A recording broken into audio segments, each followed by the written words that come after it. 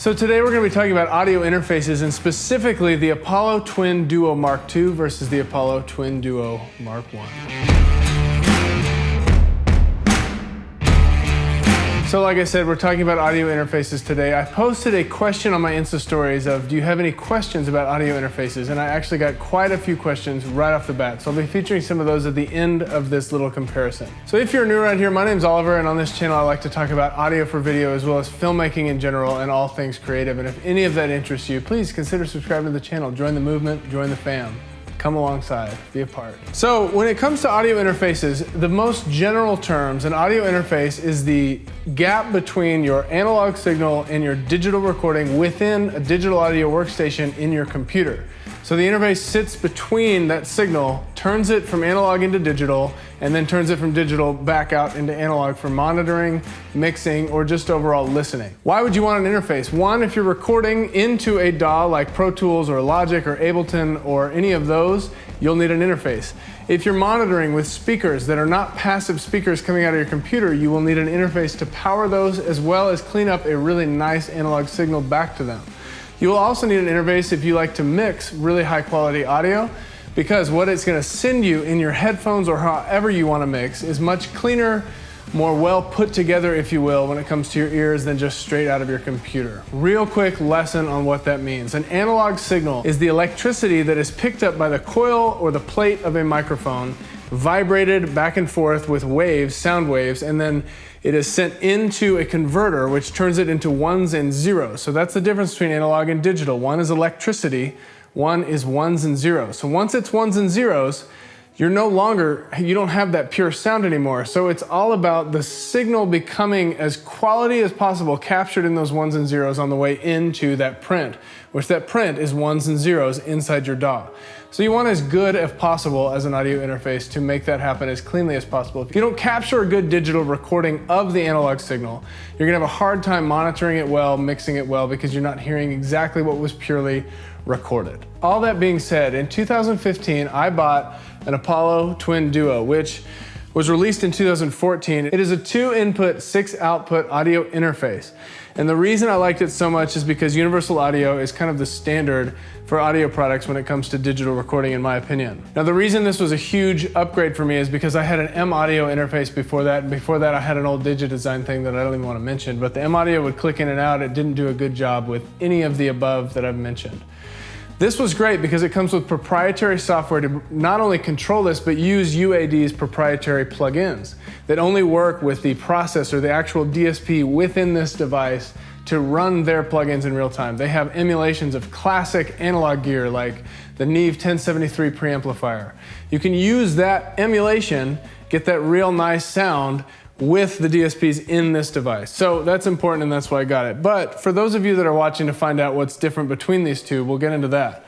So I decided to get the Mark II in the new studio space. I needed another interface because we have a music room in the back, and so I wanted to get this Mark II since it was released last year. The only differences between these two units, there's only a few, is this one is a different color to start. You can tell, see? The only difference between these two, besides a few little tweaks to these buttons down here that I'll mention in a second, is the digital to analog, analog to digital converters have been upgraded for the Mark II. Now, I really tried to listen to this. I would sit with my HD 650s in the back room trying to hear, does the music sound clearer or does the music sound any different? And to be completely honest, I didn't hear much. However, I know there's more going on the recording in process when those are more high quality circuits that are actually changing that analog signal to digital.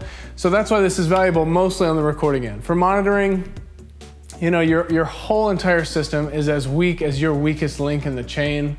And so if my headphones aren't as good as this, you know, signal conversion, I'm not going to be able to hear as much. So that's not as important to me, but this one will be used from recording much more than this one will, just because of that change. The only other difference between these two things is there are now some control room controls on these buttons. When you're actually recording, there's a dim button, which will just take the volume of everything down while you're recording. There's a talkback where you can actually use a microphone and talk to your musicians in the other room while you're in the control room recording them. This is not huge for me. I don't run a recording studio, nor do I ever record someone who's in a separate room. The only way this would be effective is if you have a massive Apollo system all linked up. That's where this comes in really handy. But for just a one-off person like myself that uses it standalone, not really that important. Other than that, they're exactly the same from what I can tell and what I've read. Other than the colors, D to A, A to D, and those talkback controls and a couple other little buttons, they're both $899. The price has not gone down on this one. So to date, I think they're the best audio interfaces you can buy in the sub 1,000 price range. So let's get to some questions. So whoever responded by now gets to be a part. No one else gets to be a part. So Grand Poston asks, AKA Austin Hughes, what's an audio interface with a laugh face? I already explained that. You should go back in the video and watch that part again. Matthew Moore asks, what is an audio interface? Matthew, you should go back in the video and watch that part again. Matthew Moore also asked, LOL. Kagan says, what is the best bang for your buck interface in my opinion? That's an excellent question. Look at Focusrite. Focusrite makes the Scarlett, which I think is just a 2-in, 2-out interface. It's pretty good from what I can tell. I've never owned one. I've used it a few times. I don't know how clean the signal to noise ratio is in that, but it's like a $200 interface and it really will get the job done. Sways TV says, why would I need an audio interface in general? That's an excellent question. You have to ask yourself a few questions. Do you ever record? And if you do you record into a digital audio workstation? Well, if the answer to that is yes, then you already have an audio interface. If you want to start recording into your computer, you need an audio interface. If you have a standalone recorder, that's great. You obviously just can't mix and master and bounce out of a recorder. It's just for recording in the field, right? You want to get something to help you get into the computer, you'll need an audio interface. Do you have active studio monitors that require power and XLR cables, or do you want those? If you want to monitor audio that way, you're going to need an audio interface. Do you want a headphone amp? Well, most headphone amps are going to take line outs from an audio interface to get that signal into your ears. So really, the only reason you would need one is if you want to just kind of go to the next level in audio editing. Most people I know plug their headphones directly into their laptops or their iMacs to edit audio, which is fine.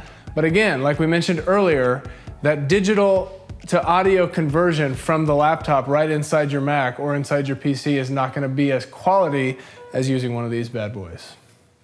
Make sense? Thanks, Sways. Appreciate you, Sways. What's your thoughts on the new converters in comparison to the Mark I? Stephen Zane, great question. I mentioned that earlier and I don't have a ton of thoughts about it, but thank you. Sam Karen Media says, does it sound as good as it looks? Yes, it does, and it is sexy, let me tell you. So the old Apollo looked like kind of the classic MacBooks that ever since like 2006, that kind of silvery look, and the new one looks like the new MacBook and the new Mac Pro. It's got this like graphite color, and yeah, I mean, it's just a really good looking piece of tech. Space gray? Is that what Mac says? Okay, well, apparently Mac's is called Space Gray. This looks like Space Gray too. I wonder what they would call it. So anyway, yeah, it looks really good.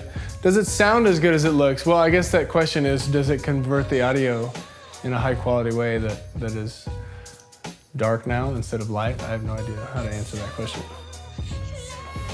Okay, I think we're done.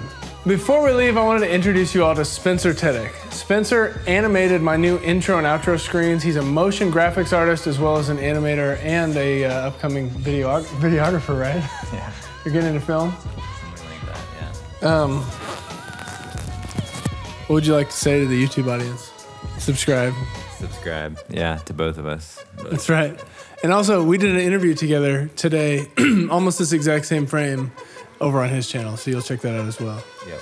Thank you all for watching. If you enjoyed this video, consider liking it. Also, leave a comment below if you want to talk via keyboards. I love answering questions via YouTube. Also, follow me on Twitter and follow Spencer on Twitter. Yep. That's a good place to dialogue and just share memes and stuff, which is my favorite thing to do. With nothing else, I'll see you next week.